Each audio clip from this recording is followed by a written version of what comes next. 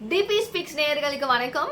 And Annamalai அவர்கள் அப்படின்னு சொல்லி பாஜகவில் எப்படி ஒரு ஃபேஸ் இதுதான் இவர் தான் வரணும் எக்ஸ்பெக்ட் பண்றோமோ அதே மாதிரி பாஜக கூட இருந்த அதிமுகங்க இன்னும் திடீர்னு வந்து அதிமுக கூட இருந்த பிஜேபின்னு நீ சொல்லாம பிஜேபி கூட இருந்த அதிமுகன்னு சொல்றேன்னா இவ்வளோ பெரிய ஒரு கட்சி இன்னைக்கு ஒட்டஞ்சி சுக்குநூறா தெரிஞ்சு போயிருக்கு அப்படின்னா என்ன பேசுறதுன்னே தெரியல.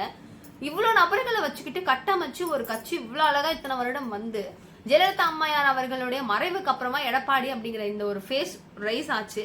அதுல இருந்து கொஞ்சம் நல்லபடியா அந்த மனுஷன் இல்லைன்னா இது எப்படி கட்டமைக்கப்பட்டிருக்கோன்றதுலாம் தெரியல. பட் அப்கோர்ஸ் அந்த ஃபேஸ் தான் எங்களுக்கு எல்லாமே அப்படின்னு சொல்லி ஒத்துக்கிட்டு போயிட்டு டிராவல் பண்ணிட்டு இருந்த எல்லாரும் சேர்ந்து ஒரு 25 நபர்கள் ஜம்ப் அடிக்கிறாங்க. எஸ்பி வேலுமணி தலைமையில சி வி சண்முகம் அவர்கள் தலைமையில அப்படியே ஒரு குரூப் என்ன ஆகுது அப்படியே ஃபார்ம் ஆயிடுது. இல்ல நாங்க தமிழக வெற்றி கழகத்துக்கு ஆதரவு கொடுக்குறோம் அப்படின்னு இங்க நம்ம செக் அப்படிங்கறத வைப்போம், யோசிப்போம் ஏன் போறாங்க எதுக்கு போறாங்க அப்படிங்கறத. திமுகன்னு ஒரு கட்சி இருக்குங்க, அந்த கட்சியை கண்ண மூடி யோசிச்சு பாருங்க. அடுத்தடுத்து இவங்க எல்லாம் இந்த கட்சியில இவங்க எல்லாம் பாப்பாங்கன்னு நீங்க யோசிச்சு பாருங்க. அடுத்தடுத்த ஃபேஸ் வந்துருங்க. யாரு அப்படியே வரலாறு தான், அவங்களுடைய வரலாறு தான், அப்படியே மன்னராட்சி தான். உதயநிதி ஸ்டாலின் அவர்கள், ஸ்டாலின் ஐயா அவர்கள், கருணாநிதியில இருந்து ஆரம்பிப்போம். கருணாநிதி அவர்கள், அடுத்து வந்து ஸ்டாலின் ஐயா அவர்கள், உதயநிதி ஸ்டாலின் அவர்கள், அடுத்து வந்து இன்பன் உதயநிதி.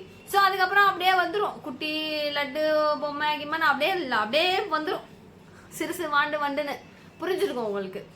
இப்போ இதுவே அதிமுகவனுடைய ஃபேம்னு எடுத்துக்கிட்டோம்னா என்னங்க இருக்கு, இந்த இங்கேயே செங்கோட்டையனா இல்ல இவரா இல்ல ஓபிஎஸ்ஆ இப்படிலாம் போச்சு. இதுல இவர் வந்தாரு, இப்போ ஓபிஎஸ் ஒரு பக்கம் போயாச்சு, செங்கோட்டையன் ஒரு பக்கம் போயாச்சு. இப்ப பாருங்க ஒரு பக்கம் பிரான்ச்சா பிரிஞ்சு எஸ்பி வேலுமணி வராரு, சி வி சண்முகம் வராரு. இந்த அப்படியே வந்து எல்லாம் ஒரே மாதிரி இருக்காங்க, ஒரே மாதிரி கேடரா இருக்காங்க. இதுதான் இங்க இருக்கிற பெரிய பஞ்சாயத்து. இவங்களுக்கு அப்புறம் இவங்க வருவாங்க, ஆட்சி அப்படிங்கிறது இவங்க கைக்கு மாறும்னு யாரையுமே நினைக்க முடியல. பெரிய பஞ்சாயத்தை தான் போகுது. சோ இங்க இருக்கிற நபர்கள் என்ன பண்ணிட்டாங்க, நமக்கு இதுக்கப்புறம் தமிழக வெற்றி கழகத்தினுடைய ஆதரவு தேவை, இந்த கட்சியை இந்த முகத்தை வச்சு பில்ட் பண்ணி கொண்டு போக வாய்ப்பு இல்லை.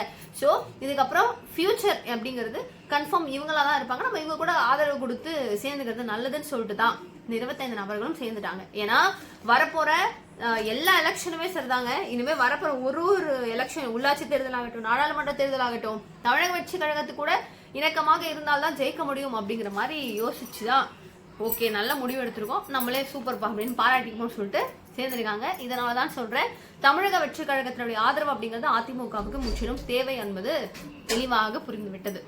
இதற்காக தான் இந்த மூவ் அப்படிங்கிறதையும் எடுத்து வச்சிருக்காங்க.